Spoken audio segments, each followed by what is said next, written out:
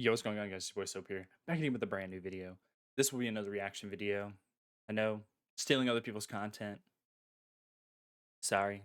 I'll do better. I promise, guys. I promise. We're reacting to another tactical rap video. Zuma responds to optic drama. Champs. Roster mania. Hello guys, such comic again. I Excuse me. hope you're Oh, doing that's well and enjoying loud. your day. So far, we are just a couple of days away from the Call of Duty World Championship, and given this massive break that we have had between DreamHack and Major 4 and here at the World Championship over the last couple of weekends, the content has been pretty interesting in the COD space. And if you enjoy, subscribe. Let's look at some roster I greatly updates. appreciate it. That's mainly what I care about. Vlogging it again for the World Championship, it seems, this time Champs. around. And Charlie Wow. Intel point out some of the things that are going to be happening this weekend. So this was the graphic that the COD League put out a while ago where they said day one schedule and made absolutely no implication We win. as to when day Carolina one wins. actually is. Now they have I'm just changed kidding. that and updated that in a second. These are the 4 games of the first day, which is in 2 days' time on the Thursday this weekend. And this is what you can watch. So tomorrow. And you've got the blueprints and all Or this type today of when stuff. you guys see Look, it. we talked about it and we're going to talk about it again in a second. What happens in the Counter-Strike world, the diamond coins, the stickers, the skins, all this type of stuff that drops around the right time, gathers so much momentum and hype around the tournaments. This is what we get in cards.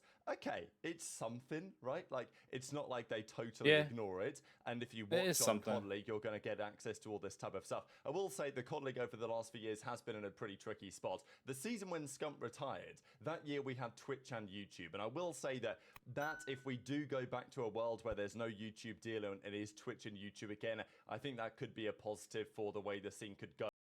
Honestly, I don't see what the problem is with being on multiple platforms for like a esports league. You know what I mean? I don't see it being a problem not being on multiple platforms. I think it honestly expands the audience and allows more people to be able to watch, especially in places where maybe YouTube isn't a thing, like where YouTube's not allowed, which is really nowhere, or like maybe where place where Twitch isn't allowed. You know what I'm saying? I think even signing an exclusive deal to any platform now is just kind of dumb to a certain extent. Because I mean, realistically, you don't need to sign an exclusive deal to stream on a platform, whether you're just a single person or a whole like esports like league. You know what I'm saying? Like, I don't know, dude. I mean, COD should be on YouTube, Twitch, Kick, Facebook. They should be on every platform that allows you to stream, in my opinion, because I think that expands the horizon. I think that just expands the league, brings more people into it. People that may not even play Call of Duty. They may see like, oh, what is this Call of Duty league? Huh, I've heard of Call of Duty before. They have a pro league. Oh, let me go watch this. Oh wow, this is actually really cool. This is really interesting to watch. Oh, I really like this team. Oh, I really hate this team. I hope these guys lose. Like stuff like that, man. That's the kind of stuff you need. That's just me though. So next year with Especially in Black Ops with the 7, dying league. I know that many will say, look, I want to watch on YouTube because it's a better viewing experience. Totally get it. And frankly, totally agree with you. And I'll be... Hey, I know a lot of people don't agree. I think the only reason why people think Twitch is a better viewing experience when it comes to live streaming is because it's been the only live streaming platform or the top live streaming platform for like forever. Since like live streaming really became like a thing. Like since the beginning of live streaming, it's been Justin TV or Twitch, which Justin TV is Twitch, just the name change. But I don't know. It's just I feel like that's the only reason why people like Twitch over like other live streaming platforms is just because of that nostalgic live streaming experience and like just viewer experience. You know what I'm saying? Oh, let me try off my hand cam. Sorry, my hand cam was on. But yeah, I think that's the only reason why people prefer Twitch over YouTube. But me personally, since I've been streaming on YouTube and basically been focusing on YouTube when it comes to live streaming and content, I kind of enjoy the YouTube experience because there isn't those ads in the middle. And I mean, the ads in the middle aren't really the thing that I feel like a lot of people dislike. Or I feel like that shouldn't be the reason why you don't watch Twitch. You would prefer YouTube for live streaming over Twitch. I feel like that shouldn't be the reason why. But at the same time, it definitely makes the viewing experience a lot better on YouTube because you're not getting hit with like, it's not like you're clicking onto the stream, getting hit with an ad, and then you watch the stream for like 15 minutes and you're getting hit with like 5 ads, and then the ads go away. You're watching another 15 minutes, you're getting hit with another like 5 ads. You know what I'm saying? No, you don't really get that on YouTube. I mean, unless you're watching a video. And I think I don't know this because I'm not partnered on YouTube yet. I think you can put pop up ads on YouTube while you're streaming. I'm not 100% sure. I think there is a way to do that. Like you can just like have I think there's like a little studio thing where you can like be like, "Oh, pop up an ad because I'm going to go do something. I'm going to take a break." It might just only be for like esports leagues and like companies streaming on YouTube or like league streaming on YouTube. I think that might just be for them. I'm not 100% sure though. Watching on YouTube as well, but hopefully it's on both, right? Like that's my opinion because it is better for the scene when there's that community interaction level on Twitch. I think there are rumors that that may be happening, but yeah, the COD League did it. They did an updated graphic for day one. This time it actually did have the event date, so they included that this time. June 26th, June 29th.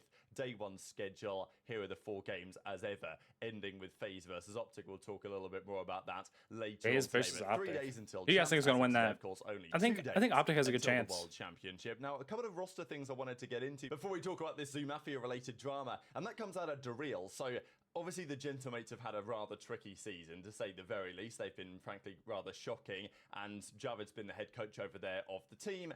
It's not all gone to plan this year. There have been various interesting decisions being made, and not necessarily being made by him, right? I don't know how operations have gone behind the Let's scenes control at the game. Gentlemates. There's a feeling that Who is some of the this? decisions being made were Oh, not that's our coach, necessarily in right? the hands of the That's individuals Gentleman's coach. running the I didn't team. know. You know, with I don't know all the Gataga running the coaches. show as former player, creator. I don't know exactly whether Gataga was calling the shots. Of course, there's like another guy over there involved in Gentlemates as well. But there is a feeling that you guys probably remember in Los Angeles Thieves back in Cold War. Not to say this was really a bad decision, but it's just maybe how it goes sometimes when you've got a former pro leading up the organization. So Gentlemates organization founded by Gataga, right? Former COD pro player, now massive French creator in general. And he was watch partying like all of their games for part of this season, and then I don't know if he stopped. I'm presuming he stopped at some point because it got kind of ugly, and it was like, all right, they will be back next year. And I'm sure that they will be, and I hope that they go on to do great things because Gentlemates are a big organization in France. They have loads of fans. Yeah, I think Gentlemates as an org. I think it's a good org because they have a huge fan base. Their fan base can be pretty toxic though. I've seen some stuff. Not even just on the COD side. I think on the COD side they're less toxic from what I've seen. Like the Gentlemates fans on the COD side are less toxic than I've seen in other esports. I've seen other esports, dude. That's bad, man. They're pretty toxic, dude. Even like with my name, because I've always had underscore M8 after my name, no matter what kind of a name I had. When I was Turtle, when I was Theory, when I was just going by my actual like legal name, I've always had underscore M8. And I commented on a post or whatever, and this guy was like, obviously a Gentlemates fan would say this. I was like, what do you mean? It's like, because you're Silver underscore M8. I was like, bro, even like the haters of Gentlemates are also toxic, bro. It's insane. But yeah, Gentlemates, they did pretty good in the beginning of the year. I think I'm pretty sure they were doing pretty decent. Not they weren't doing good, but they were doing decent. And then they kind of just like crashed off. Same thing with Carolina, man. Like they were doing pretty good with Vivid. They kind of slowed down a little bit, but also we were just going up against like 100 Thieves in phase, we were just going up against 100 Thieves the whole time. So we just kept on just getting destroyed by them. But we dropped Vivid, picked up Dylan Rex. I think that was probably the worst thing. I think Vivid worked better with that team than Dylan Rex does currently. I think Dylan Rex is a good player, but I don't think he works well with this older squad. These veterans, I don't think he works well. I think he'd probably work well with like a younger, like more rookie, not even really rookies, but like younger teammates and people that are still newer to the league compared to like Slasher, who's been around since like I think Pro Circuit. I think he's been around since like Pro Circuit, like Black Ops 1 or Black Ops 2. I forget when he started. He's been around since like the second first or second iteration of like Pro COD. He's been around. So he's been around like almost every iteration of like Pro Call of Duty, which is insane, dude. He's like he's the last OG now because Attach is gone. Who else is there? I think it's Slasher and then one other person that was around during like the Pro Circuit. era of like the Call of Duty League or the Pro COD.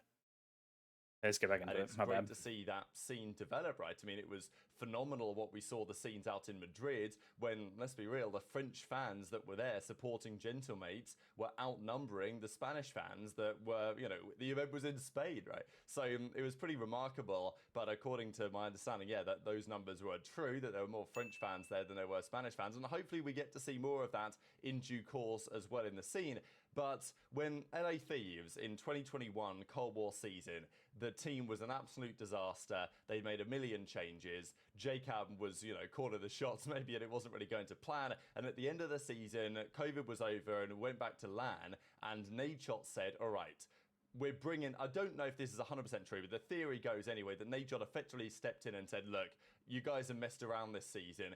We're going back to LAN. I'm bringing Slasher back in. I'm bringing Hook back in. I don't care what you say. That was the theory anyway. Now, I don't know if that's been the case with the Gentlemates team this season, where some of the decisions have come from up high and been somewhat overruled. But when a team that at least has some talent on it is that shambolic, it's probably indicative that things from I feel like when it comes down to decision making, when it comes to like the rosters on certain esports teams, I feel like the people that should be making those decisions are the people that know about like know about the game, know about the league, know about the players.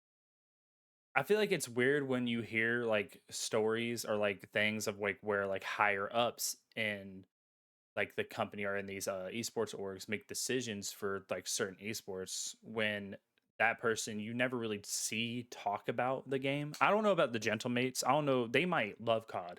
The people over there might love every esport that they're in. Like any esport that they get into or before they get into, they probably watch it and like they probably just like lock in, learn all the players' names, blah blah blah stuff like that. Even learn like the amateur, the AM players, like learn like some of them, some of their names. You know what I'm saying? Like a Hex or like a Hastro or even like a Nade Shot would. You know what I mean? Like I don't know. But I also think that those three, like Nade Shot, Hex, and Hastro, those are like CEOs, those are like esports owners that genuinely care about what they do and won't get into an esport that they don't like or enjoy. And if they lose the passion for it, they won't try to make money off of it. They'll like not like be like, okay, bye, screw you guys. They will get out of it if they don't have interest in it. And they'd prefer to stay out of stuff if they don't have interest in it. Which is what I really like. Because I mean, Optic they're only in like Halo and COD right now, I'm pretty sure, right? In F1 driving because of Crimsix. But that's just Crimsix. They're not even really into it. It's just I think they're even into golf right now because they have a guy that plays golf. They have a guy that plays professional golf on the Optic roster. I mean, that's things that they're interested in. Even like I remember Optic had like a whole fishing side because I know Hex is really into fishing. Sorry, I'm going on a little rant. But yeah, I don't know. I feel like when it comes down to higher ups making decisions, feel like they should know. But also at the same time, it's like you have coaches that aren't making changes to the roster or if they try to make changes to the roster, nothing is coming out of it. And you're like a higher up and you're seeing this, you're like, hey, I just spent like $25 million for this team and give you guys insane salary just to lose and not even really try. Like I'd be pretty mad too. Like if I was paying like five, six, seven people's salary and they weren't practicing, they're not doing good, not doing good, not practicing, I'd be pretty upset. And I would be like, hey, you know what? You gone. I'm gonna pick up this person, this person. That's just me. top to bottom haven't been in a great spot. So Daryl actually put this out. It's Oh, I pretty thought it was rare here that we're logging into link. with our season over at Gentlemates, I'll be stepping away from at the end of August. It's been a privilege to work alongside such passionate and talented individuals. From leading New York subliners to world championship to fostering culture and performance back breakthroughs in esports teams, my mission has always been to create a sustainable success, develop leaders, and elevate performance on and off stage. Excellent and relentlessness have always been on the forefront of projects. with this chapter closing, I'm not exploring new opportunities in esports leadership, coaching, GM role, performance, and cultural consulting, education and development. Oh my god, I can't read, man. I'm trying to read too fast. But yeah, you get the thing. He's done. He's In for the quitting. day, but thanks to He's Double quitting. XP for pointing this out to He's me because quitting. I'd heard about this from Javid, He's but I quitting. hadn't actually seen a post on it until I saw it here on LinkedIn. But he says, with our season over at Gentlemate, I'll be stepping away at the end of August. It's been a privilege to work alongside such passionate and talented individuals, from leading New York to a world championship to fostering cultural and performance breakthroughs in esports teams. Mission has always been to create sustainable success, develop leaders, and elevate performance. Of course, we know that Java worked for a long time with Bro read the whole thing Hydra, anyway. right? Even before he was exactly what this looks like, as in, have I the should just team let him read it. decided that he's going to go, right? Because at the end of the day, his records, especially on the New Yeah, mutual decision, we're gonna that cut. is We're still gonna a bit cut of a for the question mark, but it champs. does throw that organization into some degree of chaos going forwards. Their head coach leaving. Where do they go from there? Where do they start again? Do they actually bring in Whalers this time after the rumors several months ago? Enter into your thoughts in the comments below. The Optic boys and the players getting out there in time for the World Championship, flying out to Toronto, maybe staying in Toronto a couple of days, then headed over to Kitchener when required. But yeah, I imagine they'll be out there for the World Championship venue today, tomorrow, getting some scrims in on the Wednesday before the tournament. Of course, only 8 teams there at the World Championship. 8 teams all become one. That was 2 when we days get to ago. Sunday. 3 days Thought ago this for is you pretty guys. cool as Watch well. it. Active champ streaks going into Kitchener. So, yeah, Draz and Shotzi now been to 6 in a row. Kleenex, Envoy, Simp, and Cell all at 7 in a row. Abizi's done 8 because he also competed at the 2018 World Championship. So Simp has now done 19, 21, 2, 3, 4, and then 5 would make it 7. Abizi played the year prior at the World War II champs, and then Dashy played the year prior to that in 2017 World Championship, of course. So, as I said before, really, Dashy is one of the absolute veterans of this league at this point. Now, the reason why this has an asterisk beside it is because one of the World Championships he did compete at, but he wasn't on the team technically. If you guys know what I'm talking about, the 2020 World Championship, Optic Gaming Los Angeles, Dashy was benched off the team mid-season, but at the end of the year, Kenny got DDoSed on a Piccadilly Search and Destroy map 5. Dashy subbed in, picked up the sniper, went off with it, and, said, see y'all in Cold War, right? You guys probably remember that tweet. But that, as a result of that, Dashy did compete at that year's World Championship. So, it's a little bit cheese, maybe, because he was Benching Dashy back in like 2020, it was such an insane thing to do because he's I don't want to like say he sucks now, but now he's definitely played a little bad. He's definitely not been playing to his full potential.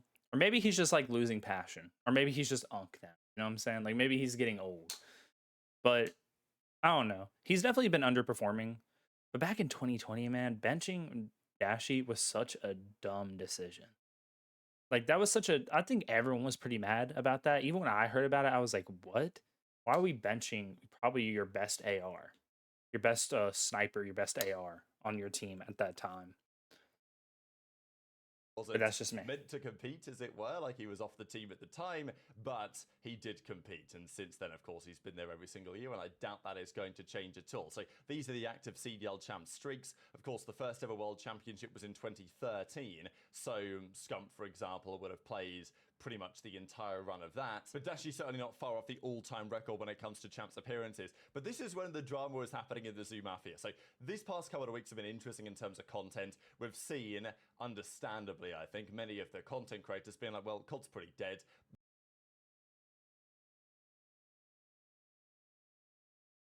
This guy stinks. Like, bro, Suma started doing CS watch parties. One day, Methods joins Zinni, the fat Luigi, and starts watching with him. And after a day, the whole of Optic is doing CS watch parties? Question mark. They stole Zuma's whole flow again. Yeah, see, it was kind of weird that Optic did do a watch party because they don't have a CS:GO team anymore. I don't know if you guys remember Optic India, their CS:GO team. That one dude was hacking and they dropped all of their CS:GO team, which I think Optic should get back into CS:GO. I think with the hype around CS:GO currently, because I mean, I think CS:GO's always been like a super popular esport, even whenever like people weren't playing the game, people were still watching the esports side of it. Because I mean, dude, even back in the day, CS:GO just it used to just be on TV. They used to have like a whole like TV station where they would just play CS:GO tournaments and stuff like that sometimes. But but yeah, I don't know. I feel like Optic should get back into it. I think it'd be good, especially for like Scump, who definitely does enjoy doing those watch parties. Give him a new game to do some watch parties around, especially during the off season of COD. But sorry, but saying that they're stealing his idea, stealing his whole flow. Come on, bro.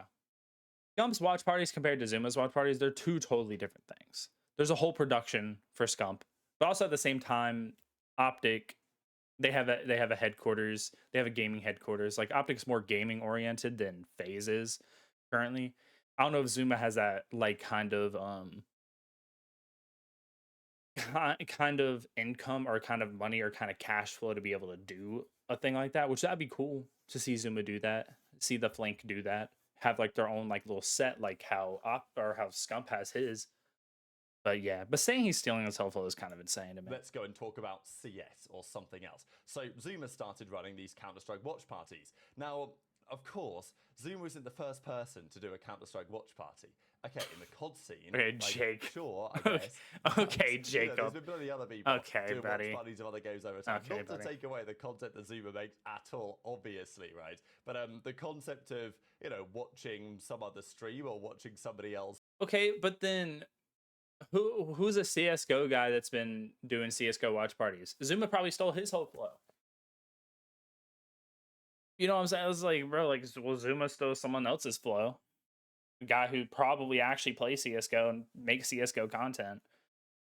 Play a game on stream But is not you can't say exactly anything, man. like it's Can't not say anything. trademarked, is it? Let's say, but there was a bit of drama about it because this guy says Zuma started doing CS watch parties, and then one day Zinni joins up, right, to enjoy the show. So this Starts is the watching with Optic him. drama. All of a sudden, they're doing a whole load of CS watch parties. Now, unfortunately, it seems the tweet has been deleted, but Zinni actually replied to this with a screenshot of Optic's schedule for content, and you could see that the CS Major Grand Finals Sunday watch party was scheduled in days before it actually happened. So Zinni, I don't know, he tweeted it out. It's since been deleted, unfortunately, but I definitely saw it with my own eyes that Zinni tweeted out a screenshot of the content schedule to effectively tell this Harvey guy that, like, look, that was a plan before Zuma really started doing it, or I was on Zuma's stream or whatever, right? It wasn't like it came out of nowhere as an Optic idea. They already had the idea to watch party this Sunday, which of course they eventually did.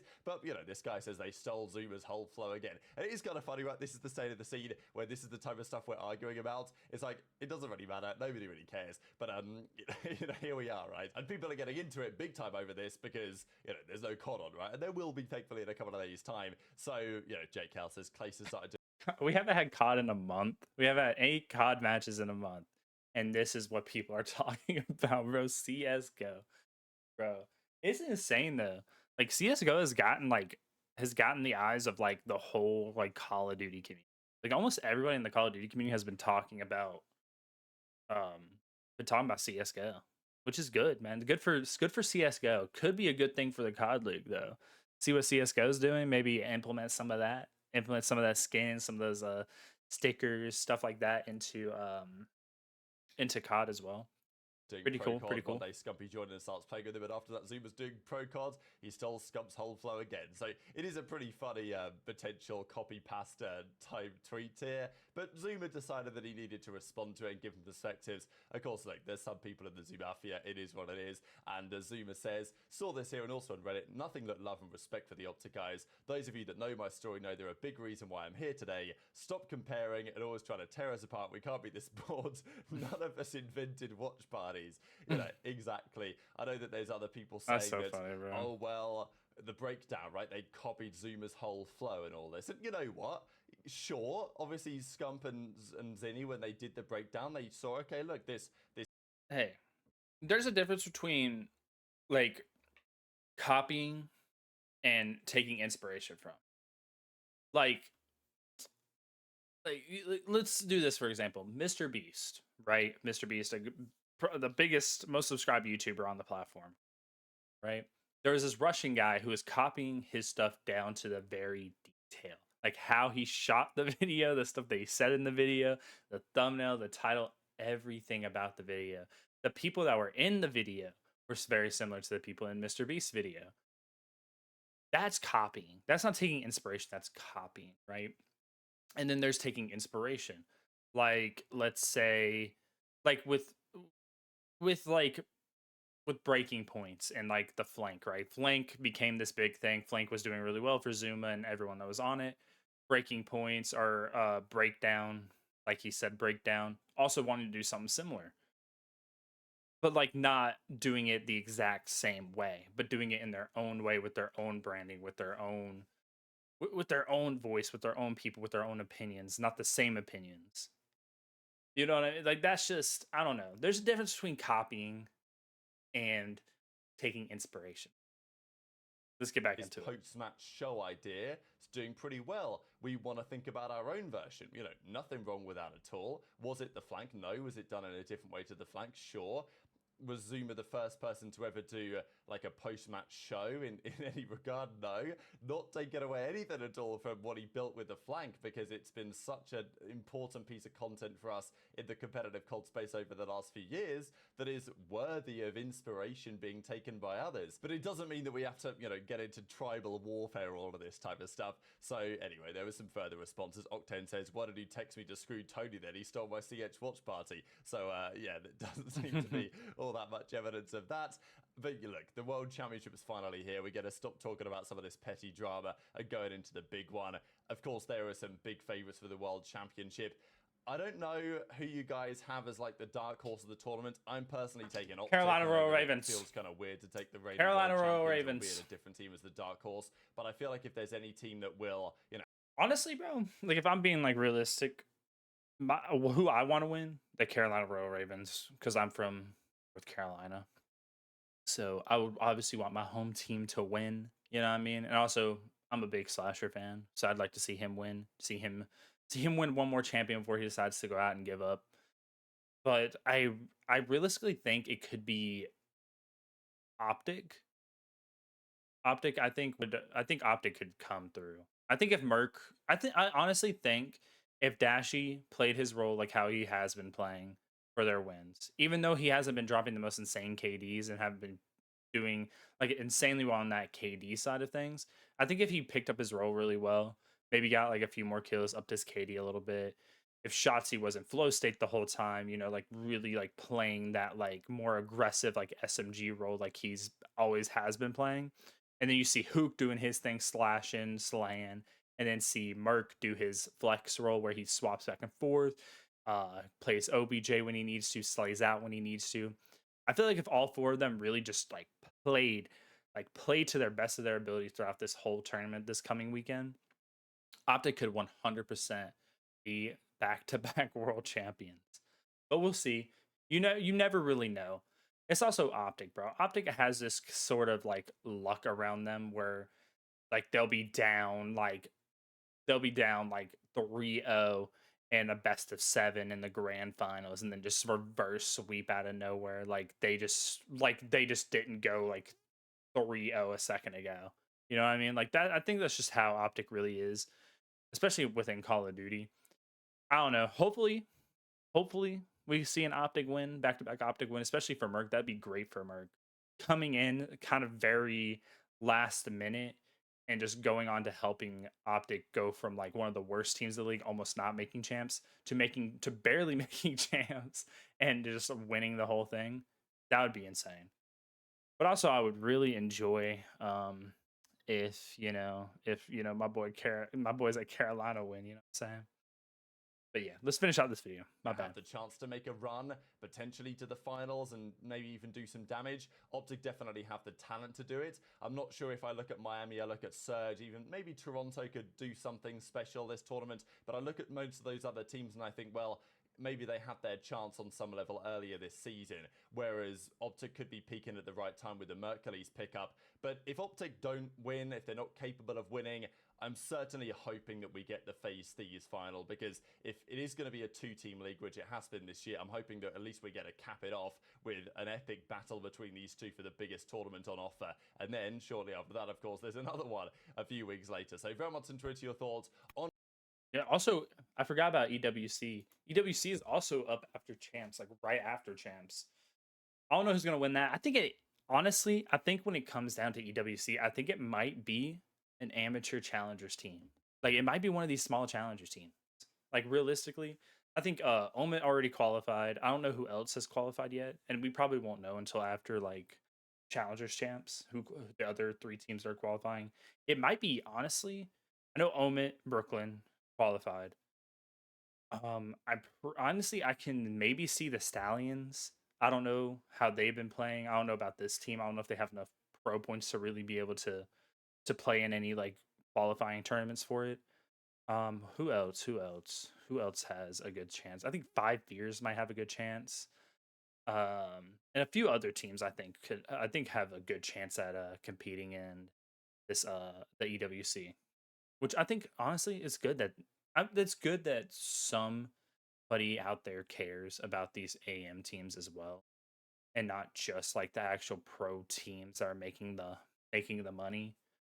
I wish the CDL cared about the challengers teams as much. Throwing them off to the side room is insane, dude. Even DreamHack, man, even DreamHack gave them a stage, which is which is insane. It takes third parties to host these events for Activision for these challengers teams to really get like noticed, to really get that opportunity to be up there and to be represented as much as the main CDL teams get represented.